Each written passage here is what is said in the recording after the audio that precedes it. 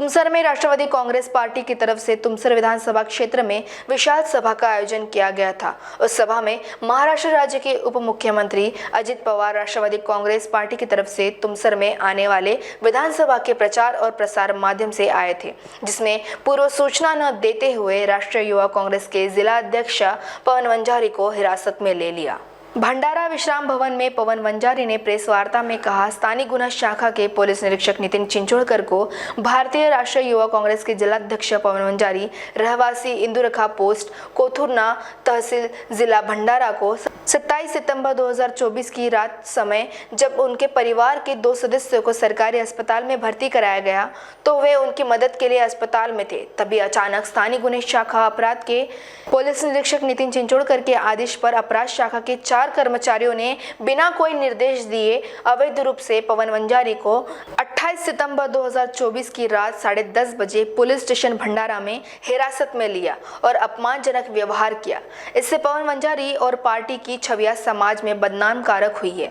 पवन वंजारी ने प्रेस वार्ता में गंभीर आरोप लगाते हुए निश्चित व्यक्त करते हुए आज भंडारा जिले के दौरे पर महामहिम राज्यपाल को निवेदन सौंपा है और मांग करते हुए पुलिस निरीक्षक नितिन चिंचोड़कर जिला पुलिस अधीक्षक को भी निवेदन सौंपा गया है और अनुरोध करते हुए भारतीय न्याय संहिता 2023 तहत उचित कार्रवाई की जाना चाहिए, अन्यथा जिला पुलिस अधीक्षक के सामने आंदोलन किया जाएगा, ऐसा आगाह भी किया है। उस समय भंडारा जिला कांग्रेस कमेटी जिला अध्यक्ष मोहन पंचभाई आदि पदाधिकारी मौजूद थे। खरं तर परवा ते प्रधानमंत्री वर्धेला बोलले काँग्रेसचे नक्सलाइट अर्बन नक्सलाइट आहेत म्हणून त्या पद्धतीचा वापर या ठिकाणी भंडारा जिल्ह्यात व्हायला लागला असं वाटते मला। या अगोदर आम्हाला सुद्धा स्थानबद्ध केलं होतं गडकरीच्याने।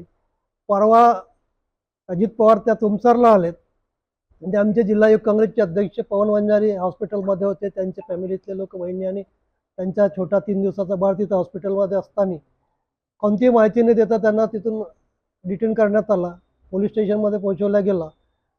खरं तर त्यांनी रिक्वेस्ट केली की मला यांचे डबे वगैरे आणायचे, पण कोणत्या त्यांचे ऐकून घेतला नाही। आणि हा जो प्रकार आहे हा प्रकार आमच्या लोकांना कुठेतरी हरासमेंट करण्याचा प्रकार आहे। हा प्रकार या काँग्रेसने या देशाला स्वातंत्र्य मिळवून दिलं अशा लोकांना कुठेतरी हरास करत असतील तर आम्ही काही खपवून घेणार नाही, अशा लोकांचा मी निषेध करतो। आणि आज राज्यपाल महोदयांना सुद्धा ही आम्ही मागणी केली की आमच्या लोकशाहीमध्ये जर विरोधकांना आवाज उचलण्याचा अधिकार असताना अशा प्रकारचे कार्य करणाऱ्या अधिकाऱ्यांवरती कुठेतरी कारवाई झाली पाहिजे आणि ही मागणी आम्ही सतत रेटून धरू आणि आम्ही त्या चिंचोळकर यांचा निषेध करतो। परवा 27 तारखेला महाराष्ट्र राज्याचे उपमुख्यमंत्री अजित पवार हे तुमसरला स्वतःच्या पक्षाच्या आणि सरकारच्या प्रचार करण्यासाठी आले होते, परंतु जिल्ह्यातली पोलीस यंत्रणा ही त्यांच्या कार्यकर्त्याच्या पद्धतीने वागू लागली। माझ्या घरचे 2 सदस्य हे सामान्य रुग्णालय मध्ये भरती आहेत। त्या दिवशी 27 तारखेला रात्री 9 वाजता PI चिंचोडकर स्थानिक गुन्हे शाखा यांच्या आदेशावरून त्यांच्या पथकांनी मला रात्री 9 वाजता सरकारी दवाखान्यातून डिटेन केला आणि पोलीस स्टेशनमध्ये मला रात्रभर बसवून ठेवलं। दुसऱ्या दिवशी सुद्धा मला दिवसभर त्या ठिकाणी बसवून ठेवलं। मी PI चिंचोडकर यांना मला डिटेन करण्याबाबतचा लेखी पुरावा सतत मागत गेलो, सतत त्यांना पत्र मागत गेलो, परंतु त्यांनी टाळाटाळ केली आणि मला कुठलाही लेखी पुरावा त्यांनी दिला नाही। मला जी डिटेन केली त्यांनी गैरकायदेशीर पद्धतीने मला डिटेन केला, मला कुठलीही पूर्वसूचना दिली नाही। मला डिटेन केल्यामुळे माझ्या परिवारावरती एक संकट ओढवल्यासारखं झाला। माझ्या घरच्या 3 दिवसाच्या बाळ ICU मध्ये भरती असताना पोलीस प्रशासनाने त्याची कुठलीही खबरदारी न घेता आणि माझे ऐकून न घेता ही जी कारवाई केली ही निंदनीय आहे। PI चिंचोडकर यांना तात्काळ निलंबित करण्याची मागणी मी या माध्यमातून करतोय। आम्ही आज राज्यपाल महोदय यांना सुद्धा या संदर्भात आम्ही निवेदन दिलेलं आहे। आम्ही आज पोलीस अधीक्षक नरूल हसन साहेब यांना सुद्धा आम्ही आज निवेदन देणार आहोत।